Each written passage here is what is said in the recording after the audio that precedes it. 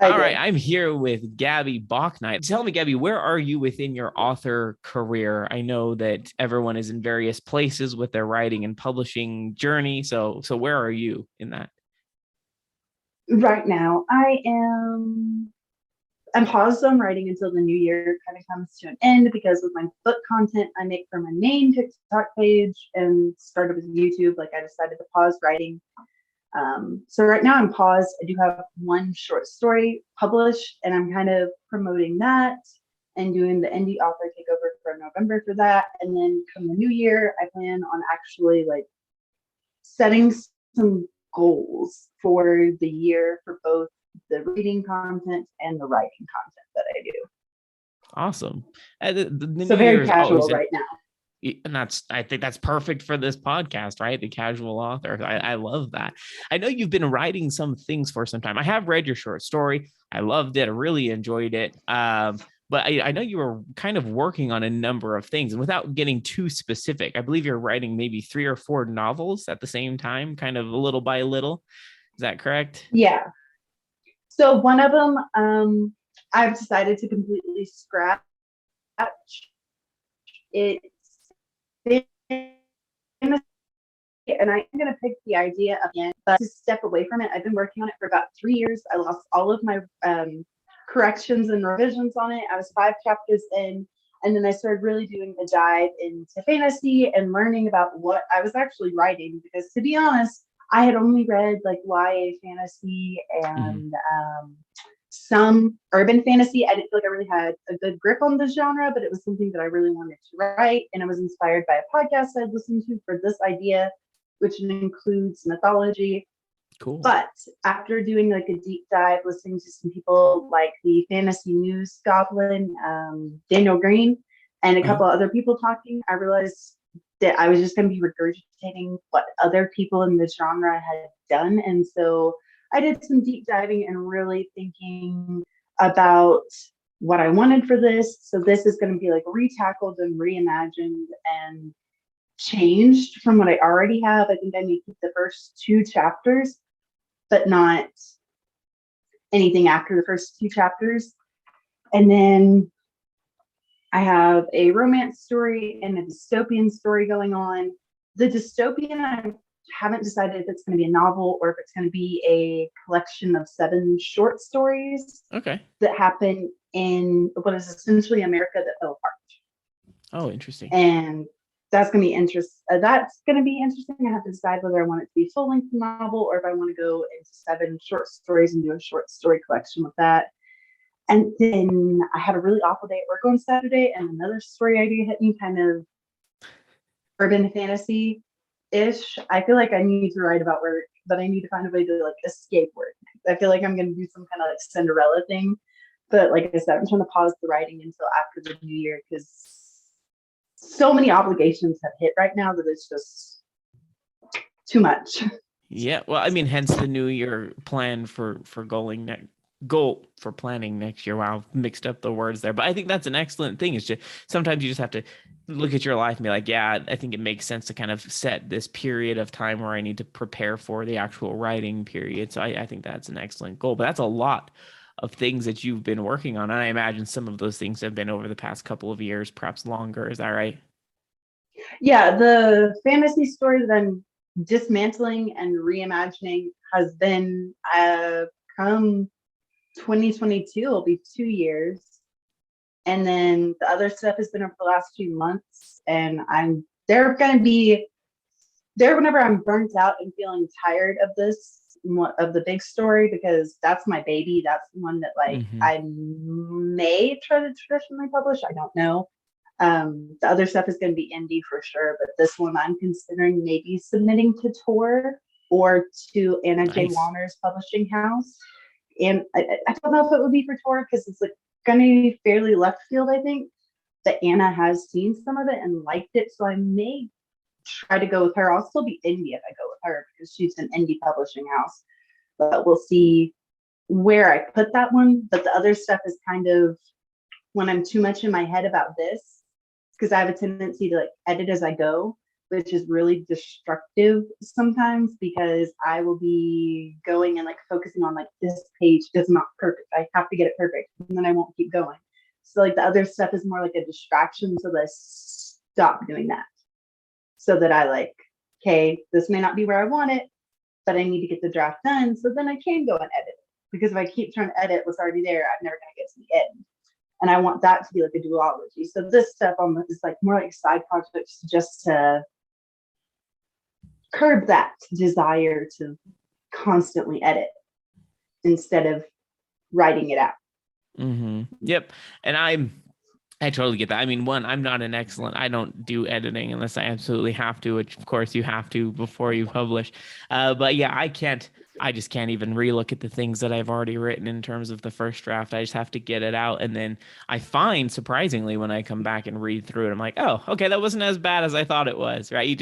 You think as you're writing it, or if I go back right then, it doesn't feel like it connects, but surprisingly a lot more connects than you think when you've written the whole draft. It's like, okay, that makes sense. But so, I mean, this is excellent because you specifically mentioned something about work being one of your creative, well, maybe not the creative inspiration, but where do you find the creativity, the inspiration for all of these different stories? Like, how do you keep it all straight? It kind of depends. So the fantasy one that I'm writing involves Pegasus, well, Pegasi, because there's going to be more than one. Okay. And I was listening to a podcast called The Mythical Monsters. I didn't have much time when I worked at the facility as a JCO. That was what I did before I was at Walmart. Okay. So I would read whenever I was with the boys on the floor if they were behaving and like I could sneak in reading, or writing at the time. But I would only get like 30-minute breaks and I would want something to take my head out, but I couldn't eat and read. Like I couldn't go get my food and read a book. So I would do podcasts. And Mythical Monsters covered the Pegasi. And when I Googled stuff, there's not a lot on it. And I was like, I can totally put my own twist on this using some of what's already known, but then do like my totally own situation. And that's where that one came from. Cool. The dystopian one, I don't really know where I got the idea because it's like not everything is fully formulated with that one. I know it's going to be like there's like a bride market and society fell apart. And for that one, it never, like America went to hell in a handbasket because plagues, war, like we just self-destructed as humanity. And the people who could steal land or money, whoever you were, you could be a person from a trailer park and have risen up because you were able to take that person's land. That's how that kind of came about. I guess like I used to watch a lot of shows. There was a show called Revolution back in the day that only had like 1 or 2 seasons that didn't go past that. I think because I've been in that world, maybe that's where some of that comes from. And then the romance, just because I had this idea of something tragic and sad that I had a nightmare about my kids dying, and like I couldn't take it. Like this sparked like a whole idea for a romance series because I read a lot of the grittier romances, I would say, where life has really hit the characters and they have to deal with it. It's not all lovey-dovey, bubblegum, life is perfect. Yep. I don't really gravitate towards those romance novels. I like it when the people have to work through things and have to make it through, and it's a choice to stick every day out. Yep. Conflicted, so to speak. Yep. That is amazing. I mean, we all draw inspiration for our creativity from various places. But I know for me, and I think probably for you as well, because I know you read a lot. You probably read more than I do. I love reading. I could probably read all day, every day if I had the choice. But with the things that I have in my life, like I possibly have 15 minutes to 30 minutes a day to read. Audiobooks, I can listen to audiobooks. But I mean, how much of your like not necessarily direct inspiration for the actual words you're writing, but like in terms of keeping your creative mindset, your muse active, so to speak, how much of that comes from the reading that you do you think? It depends on the mood I'm in, because Sure. there'll be Okay, that's a good times point. where, like, if I'm writing something in fantasy and I'm reading a bunch of fantasy at the time, I feel very overwhelmed and Mm-hmm. like I can't do this because I like all of a sudden I'm seeing what other people are doing and I'm like, hang on, am I copying this? Am I doing this? Yeah. So if I'm writing in fantasy, I really need to stay away from fantasy and read other stuff. That way my head is not just over filled with consumption of that genre. So I feel like that's why I read so many different variances of books, is because I'm writing in so much that for me, seeing maybe like I've taken a lot of stuff from romance and thrown it into what I'm going to deconstruct with the fantasy story.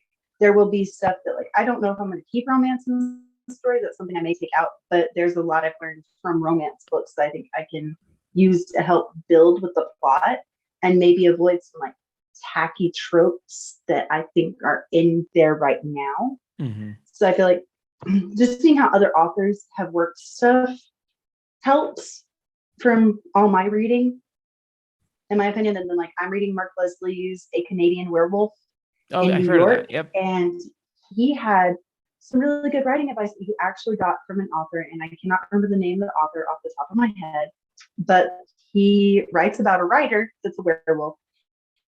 And this famous author gave the werewolf writer this piece of advice to take a walk through your character's eyes. So you go out, and since he lives in a city, he goes out into the city and he walks as his character Maxwell Bront in the book. And he sees what Maxwell Bront would see, not what Michael Andrews sees, but Maxwell. And I think that's cool. And I'm going to start using that. That actually kind of helps me get more into my character and my fantasy story set, because I'm going to start going for a walk in the woods, because she lives in a more medieval style setting. Not quite medieval, but that's the best way to put it. And I can go walk through the woods, and like I feel like I'm going to be in her head, seeing how she would see this and that was helpful for me. So that's one way that like reading has helped inspire my writing,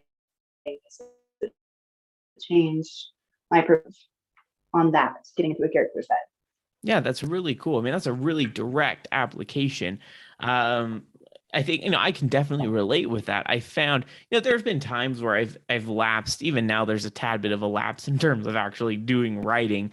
I'm working on a book from an editing perspective, but I've just found that there have been very clear lapses in my ability to write effectively, and it comes from a number of things. I think one, I'm not investing enough time in it. So, I mean, that's relatively obvious. But two, I'm not investing enough in my imagination and bolstering my creativity. And for me, reading, like you said, like that application, that example you had, I listened to podcasts more recently. I've been trying to listen to like author help book type things, but just like reading the genres that I'm writing and reading, or that I'm writing in sci-fi and fantasy, helps a lot. And not even just like, not from like an idea perspective, because a lot of the stories are laid out relatively. I'm not a plotter, but like I have kind of in my mind where I think I'm going to go with it.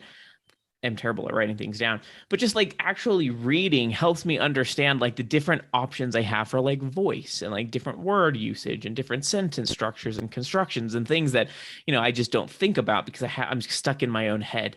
And if I'm just writing and not branching out and reading other things, I'm not hearing the different ways they describe the world. And so for me, it's like, all right, I'm filling my creative font every time I'm listening to or reading a book, regardless of the genre. It's like, oh, I'm picking up on these cool little things that I might not have thought about if I hadn't taken the time to read.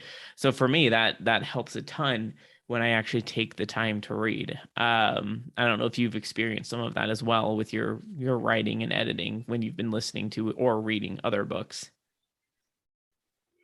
It does. I like very much like prose style writing. I like it very poetic and flowy. And so like I do gravitate towards authors that are more like that. But that's also another reason why I like to read in genres where that's not necessarily a thing.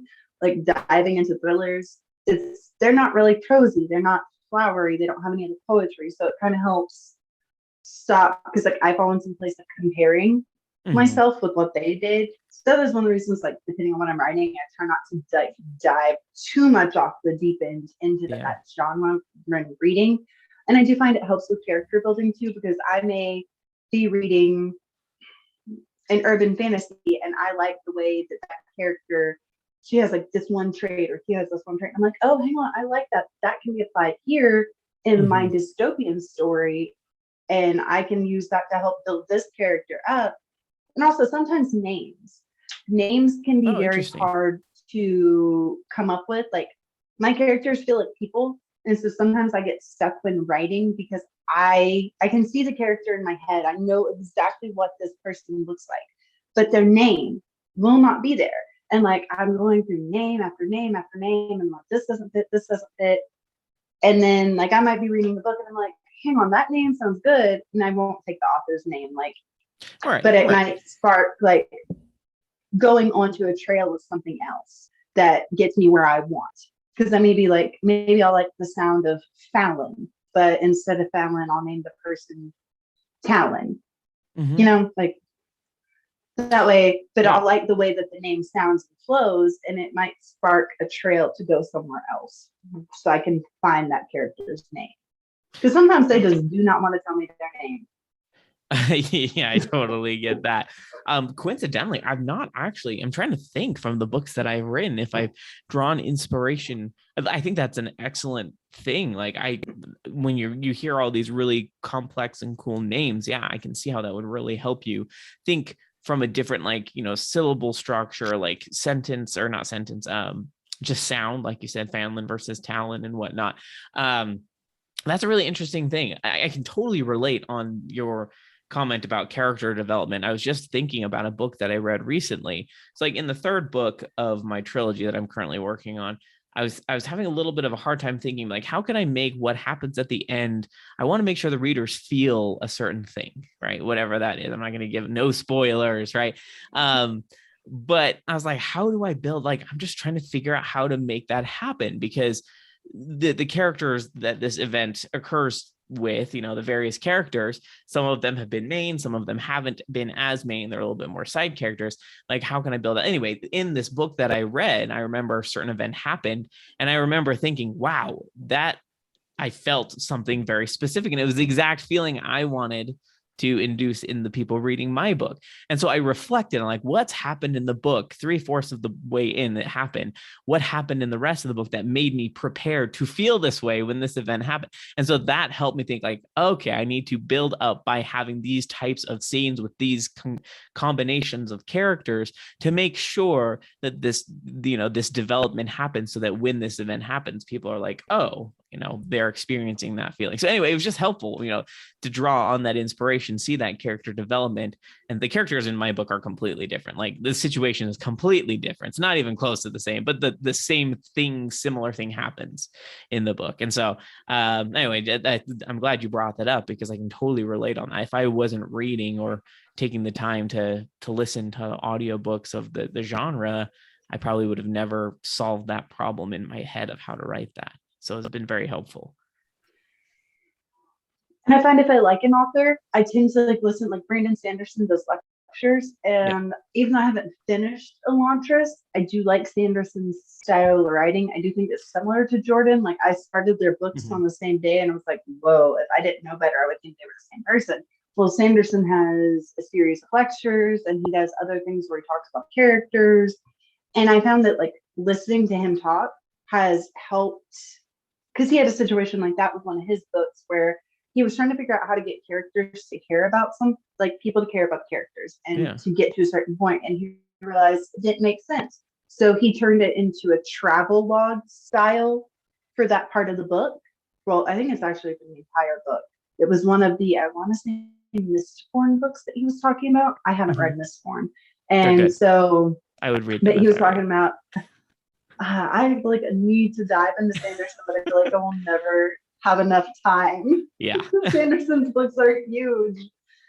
And so he was talking about how he realized with fantasy, you can make a travel log and people expect it from fantasy. Like, that's something that is okay in the genre. So that's how he fixed his problem to get us to care and to make it make sense as to why we wound up where we wound up. And so I found that sometimes maybe the book doesn't inspire me, but the author, hearing them talk about their process, does. Like, I've been talking to Mark Buzzley about his book, and like, he reimagined Spider-Man in a way that I never saw Spider-Man. And he talks about it in his book. Like, Spider-Man is the parallel that the character draws from. And I've been talking with him, and I'm like, I would have never thought that Spider-Man's smart aleck comments to the bad guys was because he's not confident. I always thought that they're because he's confident. I thought that when he's not Spider-Man, he's just the nerdy Peter Parker who's shy.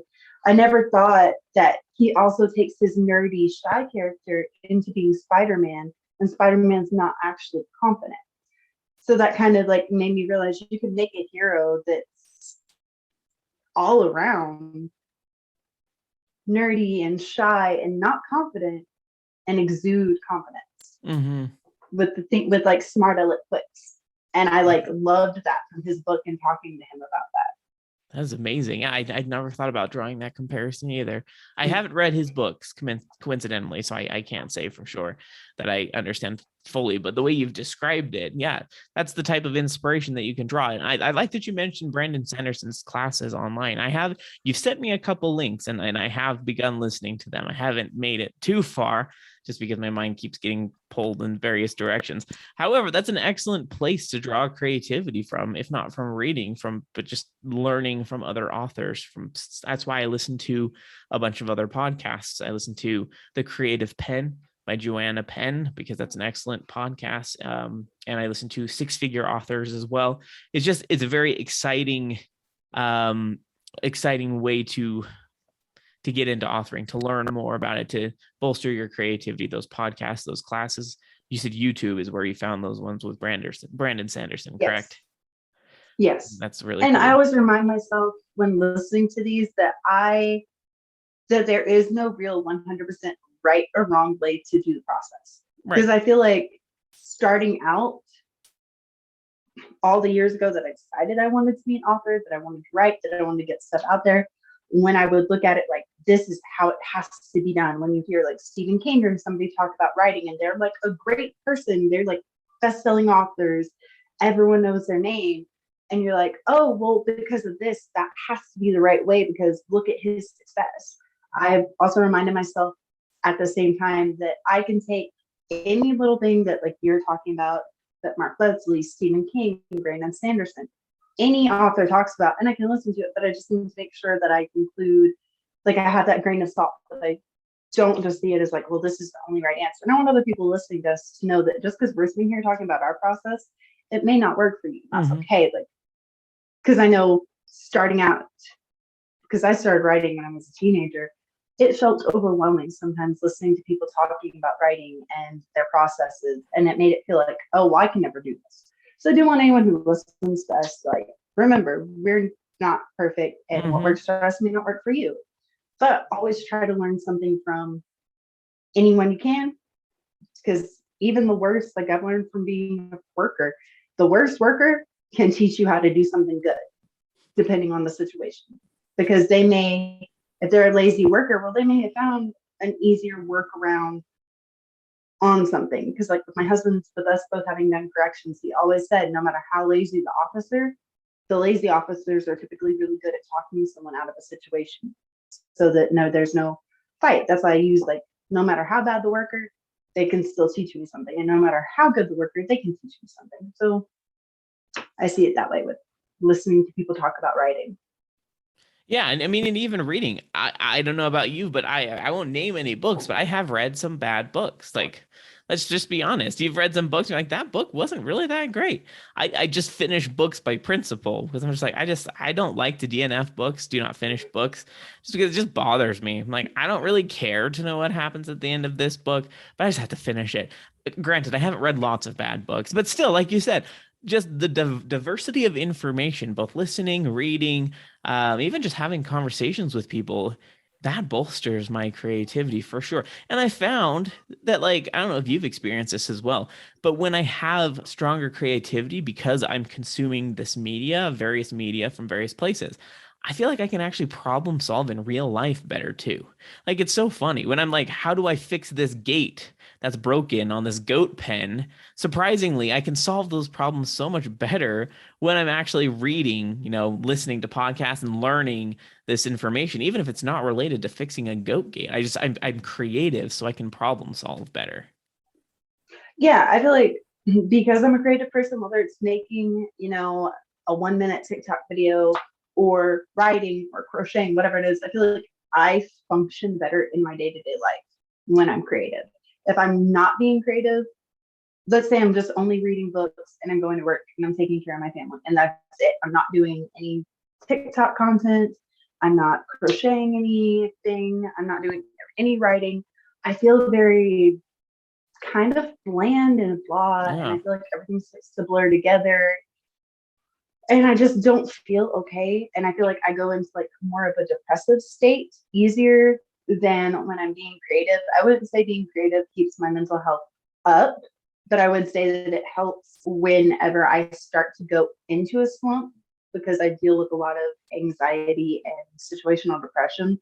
So like if work is going really, really bad, which I have been for the last few months, and I'm not being creative, feel I don't feel okay. Like it's just being creative is like a part of who I am. Yeah. And so whenever I am creative, like you said, fixing a goat pen has nothing to do with reading or writing. But you were good, and so it helped you fix that. That's how that's how it helps me too, is like may not be a goat pen because I don't have any goats, even though your goats are adorable. But it might help with I had a goat, I had a pet goat as a kid. Oh, that's right. I can't remember what it was named. But it lived in my house with me there for a little while, and then it went outside. My dad hated it, but so it might like we were talking about reading. Sometimes there are characters that remind me of my boss or whoever it is I'm having a problem with, and it's like, oh, hey, this person has a parallel to this person. Mm-hmm. I know how to handle him or her. Yeah. So yeah, it helps. Yeah, absolutely. For some reason, this just made me think, and if you don't have an answer for this, no problem. But just like, do you have a like comfort book or comfort series that you always fall back to that you reread when you're feeling like, oh, dissatisfied with the current books you're reading, or like maybe dissatisfied with the decisions that are or what's happening in your life? I know I have comfort books, and I'll go into mine in just a minute. But do you have any comfort books or series that you keep rereading because you just love it so much? Okay, I don't normally reread books. This sounds that's weird, fine. but like the way my memory is, it steals from the story. There have been a few I have had to reread. Like when I was in school, Hatchet by Gary Paulson and A Christmas Carol were always something that like elementary, middle school, and high school, I had to read them multiple times. So I do feel like I guess I could say I haven't read A Christmas Carol in a few years, but I really want to like a special edition of it because I really want to reread it again this holiday season. So I feel like I could probably say A Christmas Carol, even though I haven't read it in years. I would say like I think about some of my favorite books that I've read in the past, like anything John Green or Nicholas Sparks from when I was a teenager. They give me a warm and fuzzy feeling on the inside. I do plan on rereading Hatchet again sometime in the next year, though, because I did get it from one of my old teachers. And I do plan on rereading A Christmas Carol. Just thinking about those two books gives me like warm and fuzzy feeling. See, and that's exactly what I was going for. It's different from favorite book. Like, don't ask me what my favorite book is. I don't have a favorite. I can't choose what my favorite books are. I do love rereading books. I'll say that. I love re-experiencing it, but knowing what happens at the end, it's a weird thing of mine. But I will say that I do have comfort books, and they have changed over time. Currently, my comfort books / series is coincidentally the Mistborn series. I mean, you mentioned that earlier, because that really was like that was what got me. I've always wanted to write books. I always have. But when I read that series, I was just like, wow, that was just like really, really good. And I couldn't even describe why. And I have reread it at least 5-6 times. I've reread it a lot. Okay. Just because the feelings and the characters remind me how much I just love writing and I love being in this creative space.